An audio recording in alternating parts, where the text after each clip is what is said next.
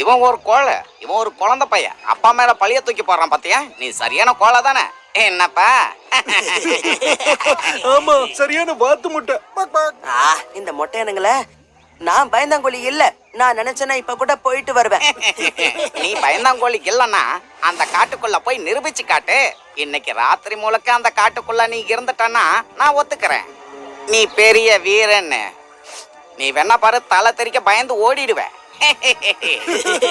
சரி, நான் பயந்தாங்கோலி இல்லன்னு நிரூபிக்கிறேன். நீ கொஞ்சம் பொறுமையா இரு பாயு. அவங்க சொல்றத நீ செய்யணும்ன்ற அவசியம் இல்ல. உனக்கு ஏதாவது ஒண்ணு ஆச்சுன்னா உங்க அப்பா எவ்வளவு வருத்தப்படுவாருன்னு உனக்கு தெரியாது. அதானே, இந்த அக்கா உன் நல்லதுக்கு தான் சொல்றாங்க. நீ அப்படி பண்ணாதான் உன் மானம் போகாம இருக்கும். இல்லன்னா துண்ட காணும் துணிய காணும்னு ஓடிடுவேன். கவலைப்படாத, அவங்க எப்பவுமே இப்படிதான் பேசுவாங்க. ஆனா நான் யாருன்னு காட்ட எனக்கு ஒரு நல்ல சந்தர்ப்பம் கிடைச்சிருக்கு. சரி, இதுக்கு நான் ஒத்துக்கிறேன்.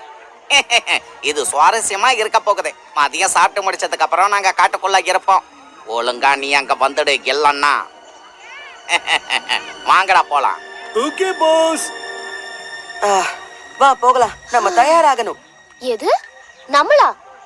என்ன சேர்க்கிற? ஏய் இரு பாயு, நான் எப்போ உன் கூட வரேன்னு சொன்னேன்? ஏய் இரு.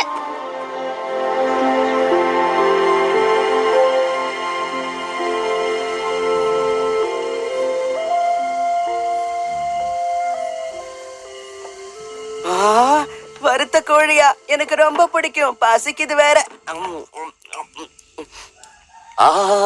எனக்கும் பசிக்குது. நல்லா சாப்பிடு ரைனி. சரி அங்கிள். சாப்பிடு. சிக்கன் சூப்பரா இருக்கும். கூச்சப்படாம எடுத்து சாப்பிடு.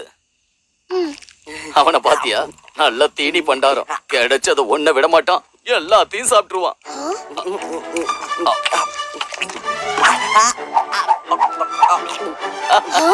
வாவ்.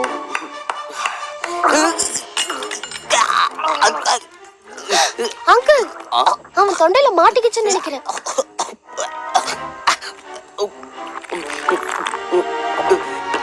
அப்பாடா. எப்பவும் இப்படிதான் ஸ்பீடா சாப்பிட்டுருவான். சரி சரி, நீயும் சாப்பிடு. நிறைய சாப்பிட்டேன். போதும் அங்கிள். வேற ஏதாவது வேணும்னா கேளு, செஞ்சு தரேன். இப்ப சொல்றேன். ஆனா இப்போதைக்கு எதுவும் வேண்டாம். நிறைய சாப்பிட்டேன். என்ன ஆசையோ அதை விருப்பப்பட்டு கேளு. உன் வீடா நினைச்சுக்க. உனக்கு என்ன வேணும் நான் செஞ்சு தரேன். சாப்பிடுமா?